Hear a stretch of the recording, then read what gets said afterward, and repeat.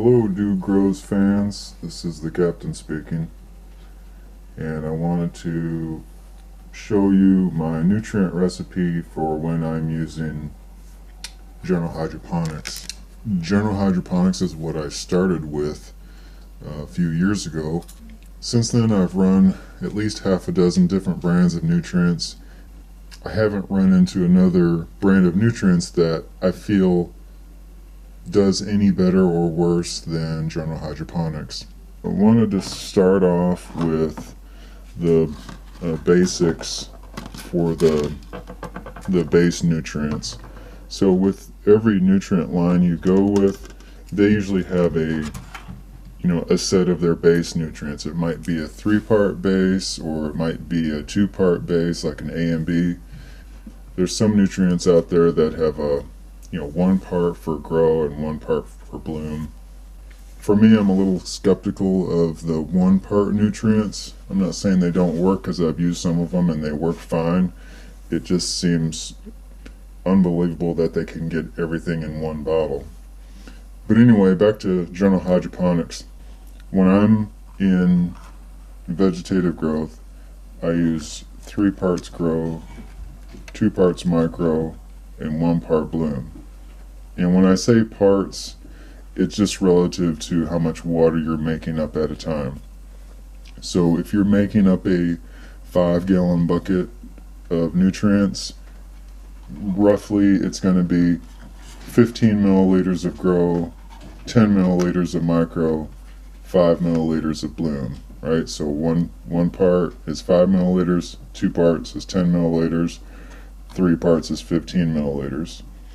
So if you're making 20 gallons or 30 gallons at a time, just do the math on that. It's roughly 1 milliliter per gallon, 2 milliliters per gallon, 3 milliliters per gallon. Now when I go to flour, it's the exact opposite.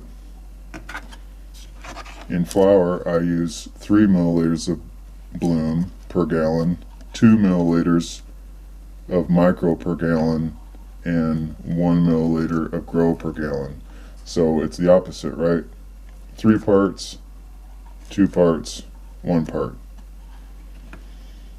Once you've mixed up your water, if you want to raise and lower your parts per million of your nutrient concentration, then you would just add a little bit of each of these in the same proportions.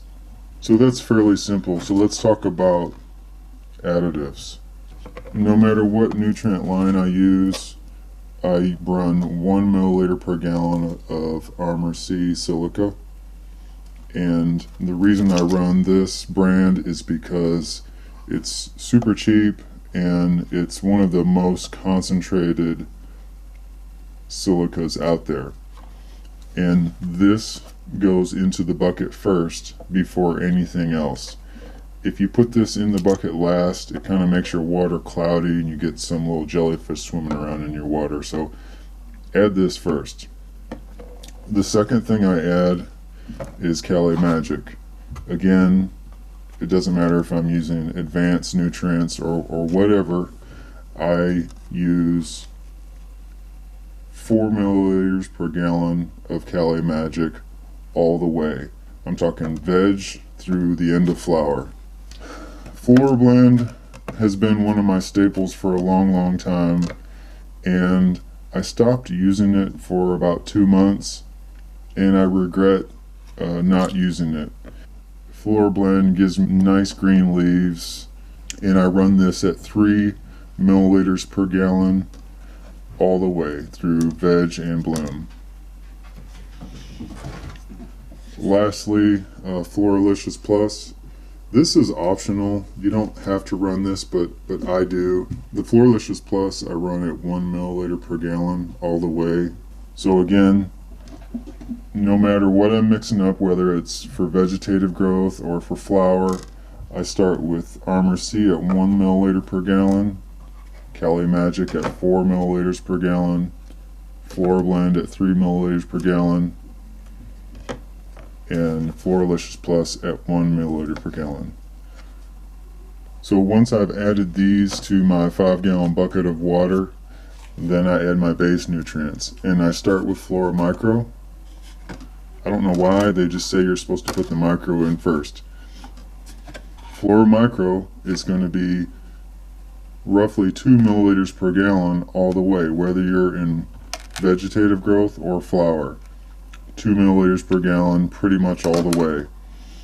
And then these were really the only things that changed, right? So grow for vegetative growth is 3 milliliters per gallon.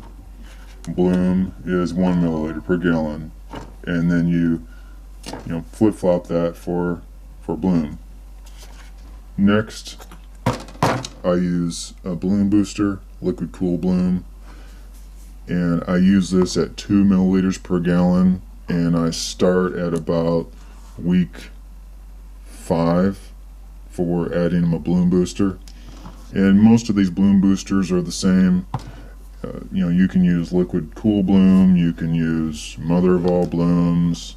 There's a ton of different ones out there. They all claim to be better than the next one, but overall I feel like they're all pretty much the same. I get just as good results with the cool bloom as I do anything else. So again, at week 5 of flower, 2 milliliters per gallon of liquid cool bloom. Last but not least, you need to use some type of beneficial bacteria all the way, vegetative growth all the way through flower. And I choose to use Recharge because it's so easy to use, and I've compared this to Heisenberg tea, I've compared it to Great White, and Recharge works just as good as or better than any of the others. The nicest thing about Recharge is you can take a scoop of it, stir it up with the water, and use it right now. And it has everything in it. It even has humic acid. That's harder to get with some of your beneficial bacteria. It's kind of like an all-in-one. Everything's in there already. Also has a little molasses in there too to help feed your beneficial bacteria and sort of supercharge them. This is absolutely necessary for hydroponics, dirt, cocoa, whatever type of growing you're doing, whatever media it is. Beneficial bacteria is absolutely necessary. If you're not using beneficial bacteria and you've been growing successfully, all I can say is that you've been lucky that you haven't gotten any type of root disease. Use something like Recharge and you will notice a difference, definitely.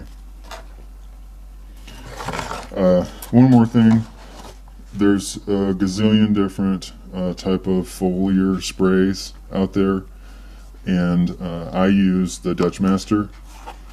When you spray your plants, you are not foliaring them, you are foliar spraying them. I keep hearing people say stuff like, do you foliar your plants? That's not a sentence.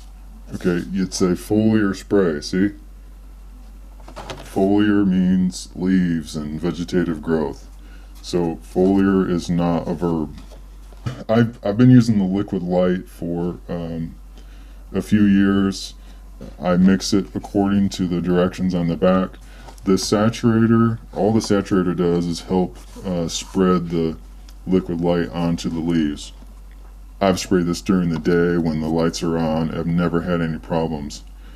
I run this once a week, so I just put it in a spray bottle that you can get from the hardware store. I mix it up and spray all the tops of my leaves. Once the second week of flowers here and buds start coming on, I stop using the foliar spray. Again, it's a foliar spray, not a foliar. Stoners.